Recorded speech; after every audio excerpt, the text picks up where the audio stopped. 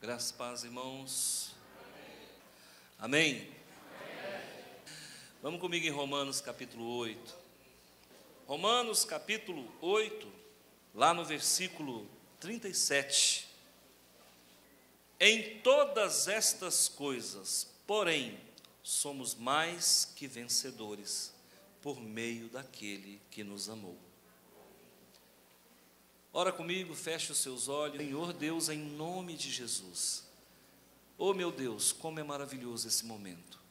Como eu desejo e desejaria que esse momento não tivesse fim. Que nós pudéssemos ficar aqui cultuando eternamente. Mas o que me alegra é que isso vai acontecer. Haverá um tempo em que nós cultuaremos a beleza da santidade do Teu Filho amado eternamente. Haverá um tempo que nós vamos meditar no Teu santo templo. Haverá um tempo que nós nos abrigaremos completamente na sombra do Altíssimo. Haverá um tempo onde nós galardoados estaremos, voltaremos para reinar com Cristo. Haverá um tempo onde não haverá mais lugar para tristeza e sofrimento. E eu digo para vocês que é chegado o reino dos céus. E todo aquele que confessar Jesus Cristo como Senhor, e que em seu coração crer que Ele ressuscitou dentre os mortos, será salvo. Deus abençoe tua vida e Deus te guarde, em nome de Jesus. Eu quero falar sobre isso. Vitória é o tema, o título, mais que vencedor. Eu não sei se você é mais que vencedor, mas se você não é porque não quer. Já está decretado, já está sacramentado. Lá no tribunal do Santo Ofício, na presença do Senhor, lá na glória, já está autorizado para você toda sorte de bênçãos. Meus amigos, meus irmãos, a carta aos Romanos, ela é, saibam disso, a carta de Paulo mais teológica. Quando o apóstolo Paulo, São Paulo, escreveu essa carta, ele estava vivendo um momento muito especial com Deus. E você pode observar que das 13 cartas que Paulo escreveu, considerando que Hebreus não foi ele que escreveu, então são 13 cartas, você vai observar que é a carta mais bem elaborada, melhor elaborada, a carta recheada de conceitos bem teológicos, a carta melhor escrita é a carta de Romanos. E essa carta foi feita com tanto carinho por Paulo, e há nela uma unção tão poderosa do Senhor, há nela códigos de Deus para a nossa vida, que o próprio Martinho Lutero, fazendo parte da igreja romana, embora ele fosse romano, ele era monástico, ele não fazia parte da igreja romana imperial, não daquela igreja política, mas fazia parte de uma igreja reclusa, uma igreja monástica, que também era romana. Mas Deus sempre tirou da igreja monástica romana vultos para nossa, exemplos para a nossa vida. Eu posso citar aqui alguns homens como Agostinho, Santo Agostinho. Eu posso citar aqui Francisco de Assis. Eu posso citar aqui Savonarola. Posso citar aqui John Hus. Posso citar aqui Martinho Lutero e tantos outros homens que, por terem vida de oração, mesmo no meio profanado teologicamente falando, ainda assim Deus tratava com eles. E um certo dia, esse alemão chamado Martinho Lutero, ele, lendo a carta aos Romanos, algo impactou. Quando seus olhos bateu, quando ele declinou suas retinas ali, o justo viverá pela fé, que é uma cópia fidedigna do livro de Abacuque, é uma expressão presente no livro de Abacuque. o justo viverá pela fé, ele disse: está tudo errado. Eu estou levando a minha vida de forma errada. E eu não tenho que comprar a salvação, porque naquele tempo em que ele vivia, era comum se vender indulgências, era comum se negociar com a graça de Deus. E a igreja então constituída naquela época, era uma igreja que barganhava, que negociava nos altares, uma igreja que vendia lotes no céu, e uma igreja que agia como profana. Ele então resolve se posicionar, lendo a carta de Romanos, ele se converte ao senhorio de Cristo, abandona as tradições, e aí nasce uma reforma que, graças a Deus, ainda existem algumas igrejas que perduram na reforma. É bem verdade que Lutero não reformou o tanto que precisava. Ele precisava ter reformado um pouquinho mais. Mas onde passa um boi, passa uma boiada. Quando então ele peita aquela igreja constituída, aquele poder constituído, automaticamente outros reformadores entraram junto com ele. E aí então nós temos hoje matizes de fé seguras, ortodoxias estabelecidas na nossa conduta diária cristã, e algumas igrejas que, por conta de um zelo doutrinário, hoje, para a honra e glória do Senhor, têm caminhado nos trilhos da verdade imorredora da palavra de Deus. Eu não sei, irmãos, eu não sei exatamente o quanto você se sente vitorioso. Eu só de estar aqui, eu sou um vencedor. Porque quem sabe de onde eu saí, quem sabe da família a qual eu pertenço, e sabe que eu não tive estrutura familiar, nenhuma. Pensa num cidadão desprovido de estrutura familiar, e eu sei que muitos aqui como eu são vencedores também, porque apesar de não ser adepto dessa doutrina calvinista que diz que Deus elege uns para a salvação e outros para a condenação, eu não creio dessa forma. Eu creio que o amor de Deus elege todo mundo. E nós aqui optamos em caminhar longe da presença do Senhor. Mas eu vejo que algumas pessoas, irmãos, mesmo nascendo no charco, mesmo nascendo na lama, mesmo sendo concebido em pecado, e nos dias de hoje nós vemos muito isso, pessoas que são concebidas em pecado, pessoas que nascem de uma relação que não é aprovada por Deus, pessoas que nascem dentro de um meio promíscuo, de um meio totalmente corrompido. O Senhor então, com certeza plantou uma semente dentro dessas pessoas, e elas conseguem se superar, se reinventar, e encontram-se com Jesus um dia. Foi exatamente o que aconteceu comigo. Os momentos mais difíceis da minha vida, eu não fui para o Evangelho. Eu fui para os círculos espiritualistas do Vale do Amanhecer. Foi ali que a minha família encontrou e achou que seria um lugar onde eu poderia ser atendido. E eu não tive culpa de ter aquele encontro, aquela experiência. Eu achava que aquilo era o que eu precisava. Quantas pessoas, irmãos, estão no achismo e acaba se envolvendo com coisas que, para se desvencilhar depois, leva tempo. Dependendo das conexões que nós fizermos com o mundo espiritual inferior, nós levaremos anos para se ver livre disso, porque as conexões são profundas. E aí, irmãos, um dado momento, eu tenho um encontro maravilhoso com esse que hoje é o Senhor da minha e da tua vida. Então, só de estar aqui, eu sou um vencedor. E só de você estar aqui, você é um vencedor. Para estar aqui hoje, você venceu várias barreiras. Você já acordou pela manhã, sabendo que à noite haveria um momento especial, onde você poderia estar face a face com o Criador. Embora você faça isso durante todo o dia, hoje, agora na forma coletiva, nós estamos fazendo juntos. Você é mais do que vencedor, porque quantas conspirações do maligno se perpetraram contra a tua vida para que você não estivesse vivo? Quem é que nunca passou aqui pelo vale da sombra da morte? Quem? Quem é aqui, irmãos, que nunca esteve na iminência, na antessala da morte? Quem aqui que nunca passou por um acidente, que quase foi vitimado? Quem, irmãos, que por muito pouco não perdeu a vida? Você é vencedor.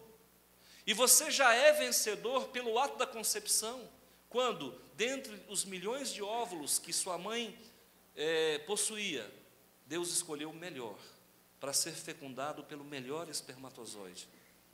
E olha que esse espermatozoide sai correndo para o abraço. E se você não sabe, ele percorre uma distância equivalente a 18 quilômetros para se abraçar com aquele óvulo maravilhoso. E quando os dois encontram, irmãos, é uma festa total. E ali nasce, ali é a concepção.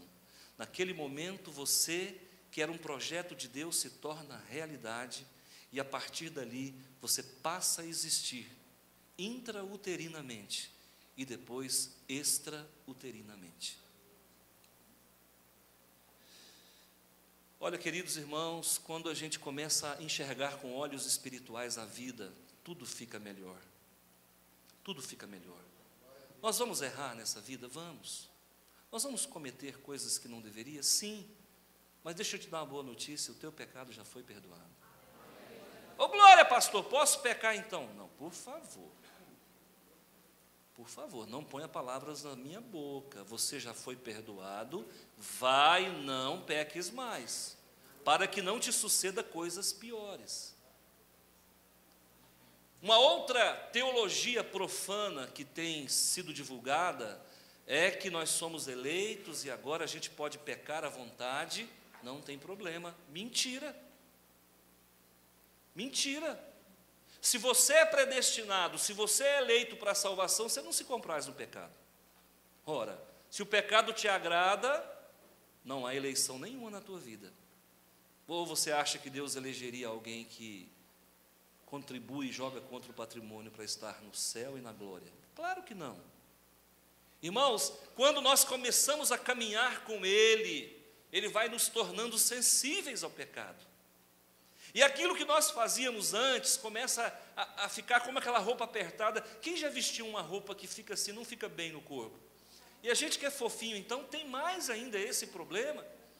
Você veste aquela roupa, parece que você está ridículo, parece que está todo mundo te olhando, parece que não vai ficar legal. O pecado na vida do santo é assim. Aquilo não cai bem. Muitas pessoas, ao cometerem uma falha, se sentem sujos. A impressão que dá é que começa a sentir nojo de si mesmo.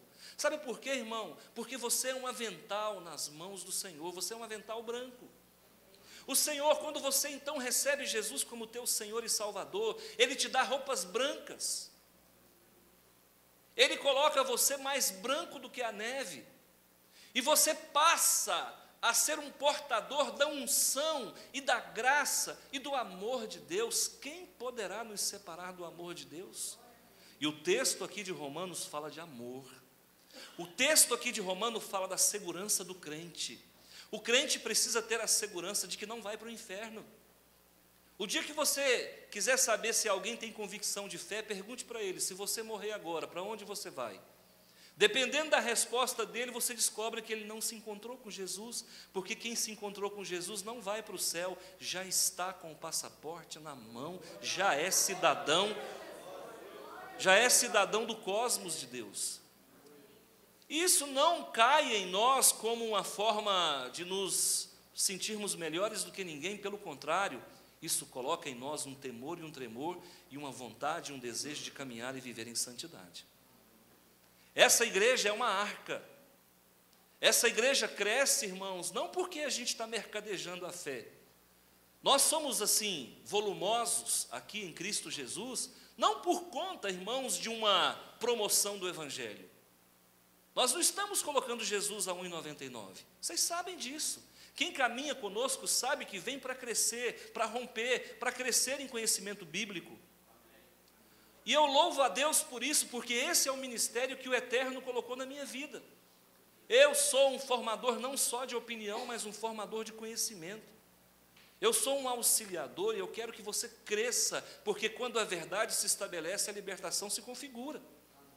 Você é mais do que vencedor sobre as potestades. Você é mais do que vencedor sobre as circunstâncias. Você é mais do que vencedor sobre toda a herança que porventura venha de antepassados. porque o fim de toda maldição é Ele, é Jesus. E olha, irmãos, eu não tenho que mendigar, eu não tenho que rastejar como serpente, eu não tenho que me humilhar, eu não tenho nada disso. Não porque eu seja grande e melhor, mas é porque aquele que me ama e que por mim morreu, já me deu o troféu e o pódio da vitória. E eu vou mostrar para vocês 4 vitórias que Jesus teve. Jesus, antes de nascer, já era vencedor. E eu vou fazer um paralelo com você. Você, antes de nascer, já era um vencedor. Amém? Amém. Ok. Irmãos, preste atenção. Havia um projeto de Deus, uma linha escarlate, para que o Messias pudesse vir ao mundo. Certo ou errado? Certo. Por que Jesus precisava vir ao mundo? Porque havia uma profecia em Gênesis 15, que ele pisaria na cabeça da serpente. E ele o fez. E ele o fez onde? A partir do momento em que ele migrou para o planeta. Nós sabemos que Jesus habita num lugar distante daqui. Não é na nossa galáxia. Preste atenção no que eu vou lhe dizer. A nossa galáxia tem 100 milhões de estrelas, iguais ao Sol, muitas. E galáxias iguais à nossa tem 100 bilhões. Nós somos uma galáxia que se chama Via Láctea, que fica na periferia do cosmos. Para você entender, nós estamos habitando na ponta da ponta. Então, nós somos, no bom sentido, marginais cósmicos. Estamos na margem do cosmos, se é que o cosmos tem fim. Nós não estamos no centro da galáxia. Agora, preste atenção, quando Jesus veio, quando ele começou a caminhar para cá, com certeza o trono de Deus está muito longe daqui. O trono de Deus não é aqui nesse mundo, esse mundo é um mundo inferior. E lá onde ele habita, a luz é plena, o resplendor, a glória, lá os anjos cantam 24 horas. Lá, na presença de Deus, a única coisa que os anjos conseguem falar é santo, santo, santo, porque a santidade de Deus é tão grande que diante dele não sai outra palavra, santo, santo, santo. Então, Deus disse, quem enviarei? E aí todo mundo, acredito que todo mundo deu uma recuada, Jesus falou, eu vou, Senhor, eu vou. E quando Jesus então chega, antes mesmo dele ser concebido como filho de Maria, ele já era um vencedor. Quando então vem a notícia da concepção, do nascimento de Jesus, o rei Herodes, que era o tetrarca da Galileia, da Pérea, da Itureia e da Judéia. O tetrarca Herodes então, com medo de que esse novo rei que fosse nascer, pudesse lhe tomar o lugar, ele então chama todos os seus soldados, e ele diz, olha, é para matar toda criança. A primeira vitória que Jesus teve no mundo, foi a vitória da morte pós-natal. Todas as crianças do tempo de Jesus foram assassinadas, e eles não conseguiram encontrar Jesus para matá-lo. Primeira vitória que Jesus concebeu, a si e a nós que somos seus seguidores, é a vitória sobre a morte pós-natal. E eu quero dizer uma coisa para você. Eu não sei por que estou pregando isso. Eu não sei se você terá problemas na família com doenças, com crianças na família. Eu tenho a palavra de Deus para você. Aconteça o que acontecer, o teu filho não vai morrer. Eu não sei para quem que eu estou dizendo isso. Eu não sei. Na hora que eu saí da porta para fora aqui, veio no meu coração, diga para a igreja que o filho não vai morrer. Deus abençoe que tudo isso seja totalmente dizimado no mundo espiritual, mas se porventura acontecer qualquer enfermidade dentro da tua casa, e você for tomado de sobressalto, com medo de que haja óbito, eu quero dizer para você que Jesus venceu a morte pós-natal e o teu filho não vai morrer. Mais de 2.000 crianças foram assassinadas por ocasião do nascimento de Jesus. Jesus nasceu, então o anjo vem até Maria e diz, vai para o Egito. E eles foram para o Egito e ficaram no Egito. E aí sabe o que acontece? Quando Herodes morreu, e esse homem era tão mau, só para título de curiosidade, ele queria que o mundo sofresse com a morte dele, mas ele era tão mau, que ele sabia que ninguém ia derramar uma lágrima. Então ele reuniu os seus soldados, milicianos, e ele disse, olha, é para ir em cada casa de rico e vai pegar o chefe da família. Então, suponhamos que na casa do Caíque, ele é o chefe da família e ele é milionário. Então, os soldados foram lá, pegaram ele, e de cada casa de rico, eles pegaram um chefe da família, levaram para um ginásio de esporte parecido com esse aqui, e naquele dia, ele decretou o seguinte, que era para ficar alguém aonde ele estava doente, que ele estava ferido de morte, isso é Herodes. E era para um portador ficar preparado, porque quando ele morresse, era para todas as pessoas que ele mandou prender no ginásio serem assassinadas, para que o mundo chorasse pela morte dele, porque ele sabia que se ele morresse sozinho, ninguém chorava. 118 homens foram assassinados no exato momento em que Herodes morreu. Tamanha a maldade desse homem. Jesus venceu a morte pós-natal, e a morte não vai alcançar a tua geração, os teus filhos e os teus netos, em nome de Jesus. Houve uma segunda vitória de Jesus também sobre a morte. E agora Jesus se encontra com 30 anos de idade. Muita gente tenta saber o que Jesus fez dos 12 aos 30. Não está na Bíblia. E alguns apócrifos tentam explicar onde estava Jesus dos 12 aos 30. Eu vou lhe dizer, Jesus estava cuidando da mãe dele, porque ele era um filho bom. E Jesus era carpinteiro. E alguém tinha que colocar sustento em casa. Ele era o filho mais velho. Ele era enteado de José. José não era pai dele. José era um padrasto. Mas, ao que tudo indica, José morreu. A mãe ficou viúva. Naquele tempo não tinha Bolsa Família. Graças a Deus. Naquele tempo, irmãos, não tinha aposentadoria, não tinha INSS falido. Graças a Deus. E aí o que acontece? Esse filho mais velho tinha que cuidar da mãe. E aí então, ele foi trabalhar, possivelmente foi fabricar móveis para cuidar da mãe. E a mãe com certeza sabia o filho que tinha, porque quando chega em Caná da Galileia, nas bodas de Caná, e o vinho acaba, a mãe, porque era casamento da família, a mãe ficou muito constrangida e falou, filho, faz alguma coisa. Ele disse, mulher, não chegou a minha hora, calma. Mas aí ele refletiu, possivelmente Jeová falou na mente dele, falou, atende ela. Aí ele foi e transformou a água em vinho. Mas olha, irmãos, logo após Jesus começar o seu ministério, ele vai para um lugar para ser tentado. Que lugar? O deserto. Ali naquele lugar, Jesus vence de novo a morte. Mas que morte? Satanás chega para ele e fala, se tu és o Filho de Deus, atira-te daqui, porque está escrito, aos teus anjos dará ordens a teu respeito, para que te guarde em todos os teus caminhos. Jesus disse, não, repreendeu Satanás e não pulou. Não tentarás o Senhor teu Deus. Qual foi a morte que Jesus venceu? A morte da falsa religião. Hoje, qual é o grande assolador das nossas vidas cristãs? É a falsa religião. E agora não há segurança mais no protestantismo. Não há segurança no modelo de fé que nós escolhemos.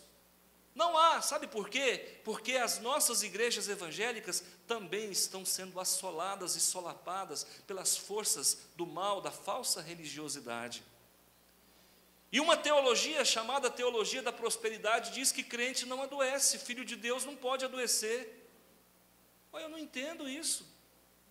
Porque Lázaro, que era irmão de Maria e Marta, tanto era filho de Deus que não só adoeceu como morreu. Como é que faz com um negócio desse?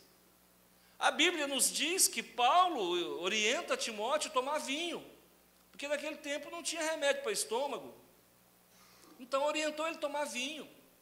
Você vai encontrar a sogra de Pedro, até sogra adoecia naquele tempo, gente. A sogra de Pedro ficou doente. Jesus ficou com dó da sogra, foi lá e curou. Irmãos, Jesus então vence a morte que está matando a fé das pessoas, que é a falsa religião. E eu preciso abrir os olhos de vocês. Nós, Igreja Batista, não somos uma igreja de movimento, irmãos. Nós não somos uma igreja de mercado. Aqui o crente adoece e até morre. Aqui, irmãos, vai ter momentos que você não vai ter nem 10 reais na sua carteira. Isso normalmente acontece 29 dias no mês. E essa história de que todo filho de Deus tem que ficar rico é mentira, porque Jesus disse que o pobre sempre teríamos conosco. Pobreza não acaba, irmão.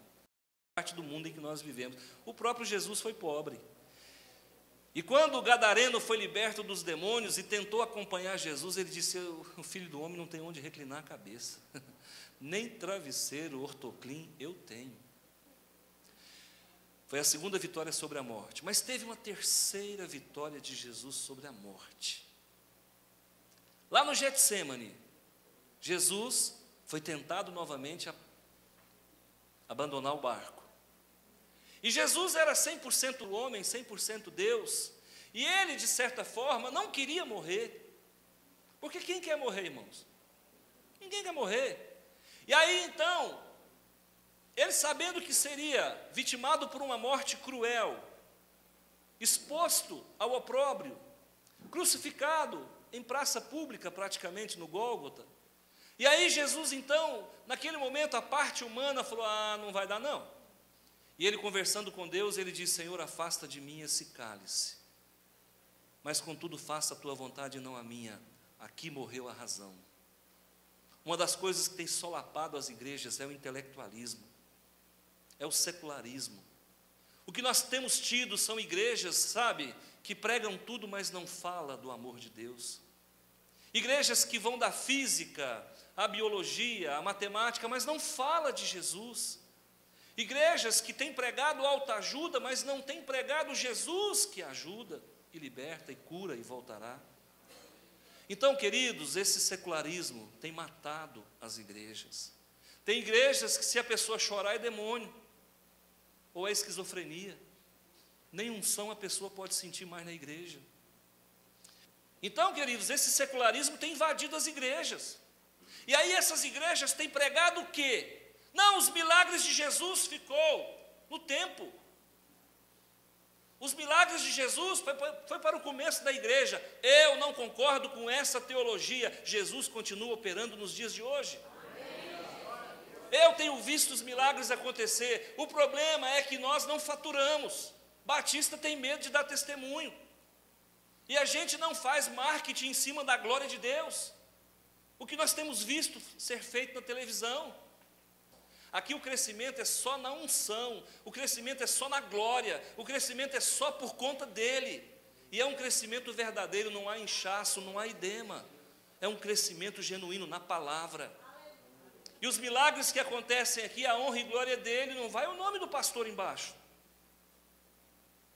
Então nós temos que, com Jesus, vencer esse secularismo. Nós temos que, com ele, vencer esse mundanismo que tem entrado na igreja.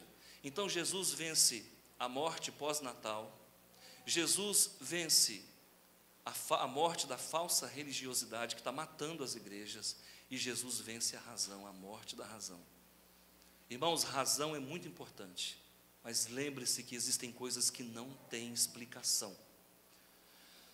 Um dia, conversando com uma pessoa, ele falou assim: pastor, eu admiro muitos crentes, mas tem umas 2 ou 3 coisas na Bíblia que eu não consigo entender. Eu falei: o que você não consegue entender?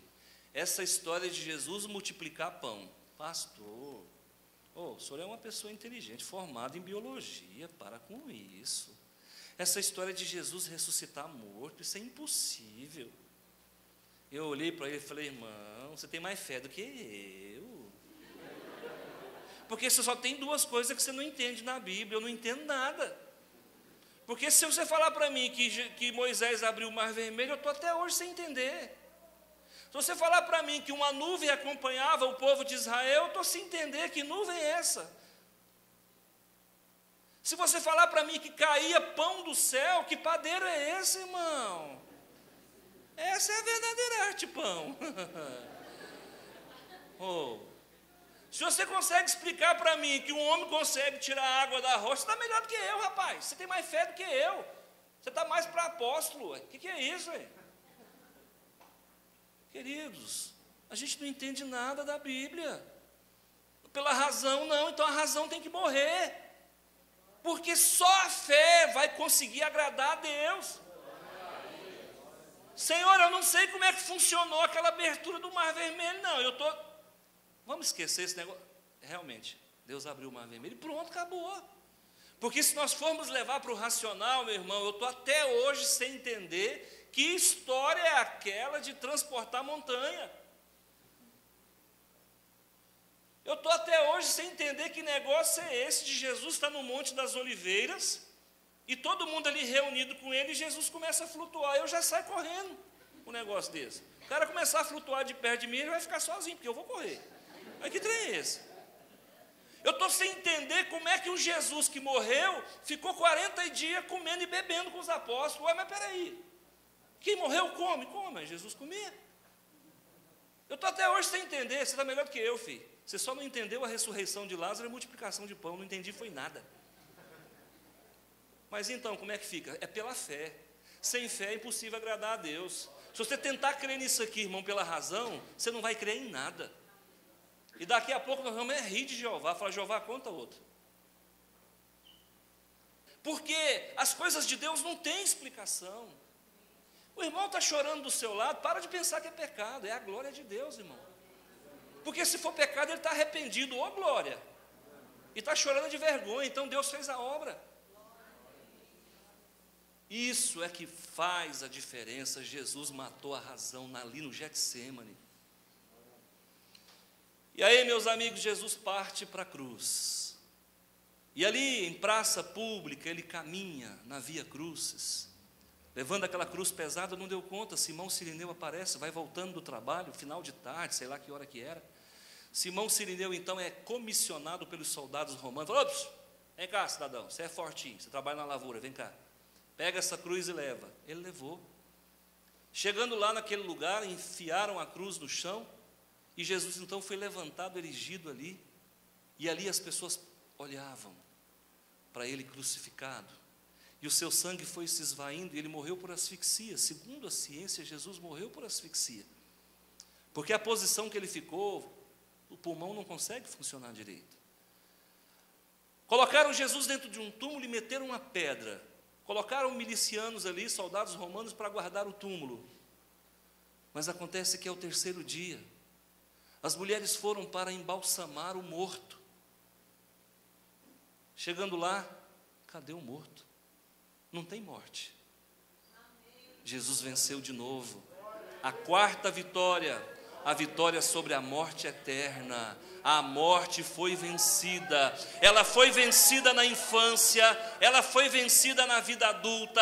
A razão que afasta o homem de Deus foi vencido. A árvore do conhecimento do bem e do mal foi vencida no Getsêmani. E agora a morte que te aguarda também já foi vencida. Você sai da vida para a vida, não há morte para o Filho de Deus. Quando chegaram lá no túmulo, que olharam, cadê Jesus? E o anjo disse, por que procurais dentre os mortos aquele que agora vive? Eis que ele está indo para a Galileia e vai esperar vocês lá. Queridos irmãos, nós somos mais que vencedores. Sabe qual a diferença entre Kardec e Jesus, Allan Kardec? Não é só porque um é francês, o outro é galileu, não. Se você for lá no túmulo de Kardec, ele morreu no século XIX, os ossos dele estão lá. Se você for no túmulo de Buda, você não vai achar, porque Buda não existiu. Mas um homem chamado Gautama existiu, e se você for lá, talvez você encontre os ossos dele. Se você for procurar os ossos de Maomé, em algum lugar ele está.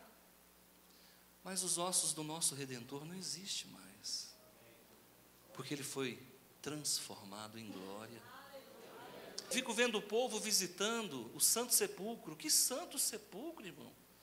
Que história é essa de santificar cova, catacumba? Pelo amor de Deus, o santo não está mais ali, e ninguém nem sabe se ele foi enterrado ali. Divinização de coisas é pecado, divinização de lugares é pecado, isso desagrada a Deus, isso é falsa religiosidade. Então eu quero que você saiba, a vitória é tua, tudo que você colocar a mão vira ouro. A tua família está coberta com a graça de Deus. Você é um vencedor antes da fundação do mundo. Porque apesar de nós vivermos num mundo caído, No mundo inferior, o Senhor nos constituiu por cabeça. Apesar de nós estarmos vivendo num país de terceiro mundo, ou de um país emergente, nós somos cidadãos do cosmos. Queridos irmãos, o maior fenômeno da vida é quando nós encontramos com Jesus e o Espírito que estava apagado, que queria as coisas do mundo, recebe a luz do Espírito Santo e agora nós queremos as coisas de Deus. Olha, queridos irmãos, nós acabamos de exercer a nossa cidadania, votamos para presidente, para governador, enfim. Irmãos, independente de quem ganhe, Jesus é o nosso rei. Independente de quem ganhe, por mais que as coisas piorem, se piorar muito, para melhorar tem que piorar, irmãos. Para vencer tem que perder. É assim, Jesus perdeu a sua vida para nos dar a vida eterna. Jesus abriu mão do luxo para que nós pudéssemos ser prósperos. Pastor, eu preciso de prosperidade na minha vida. Então toma posse, irmão. Deus não quer que o crente passe dificuldade, não. Mas nem por isso precisamos fazer apologia ao dinheiro. Você é vencedor, sim, as coisas a porta vão abrir. A gente lança a palavra profética aqui, aquele negócio que está enrolado lá, toma posse, vai desenrolar. E a pessoa fala, é comigo que esse homem falou, e quando chega a semana que vem, o negócio desenrola. Por quê? Porque a fé remove montanha. Então, eu digo para você, ninguém pode deter o que Deus tem para você. Seja qual for a tua dificuldade, creia. Você vai ver a glória de Deus na sua vida, dentro da sua casa. Amém? Quero que você feche os olhos, eu vou orar com você. Meu Deus e meu Pai, no nome do teu Filho amado, eu venho aqui em Cristo Jesus, trazer uma palavra rema para essa igreja. Olha, meu Senhor, uma palavra que vai mudar situações e circunstâncias. Meu Deus, eu sei que o futuro desse país está nas tuas mãos. E eu sei que o futuro desta igreja já está garantido. Todos que aqui têm vindo e que têm permanecido aqui neste lugar, se ainda não provaram das bênçãos do Senhor, já estão sendo atendidos no mundo espiritual. Mais cedo ou mais tarde, Senhor, a resposta vem. E o Senhor é aquele que visita na madrugada. O Senhor é aquele que galardoa na madrugada. O Senhor é aquele que levanta a luz dos teus olhos para que não sejamos confundidos nem envergonhados. Coloca a tua dificuldade diante do Senhor. Jesus está voltando, você é vencedor. Vou te dar um minuto para você falar com Deus. Na vida de quem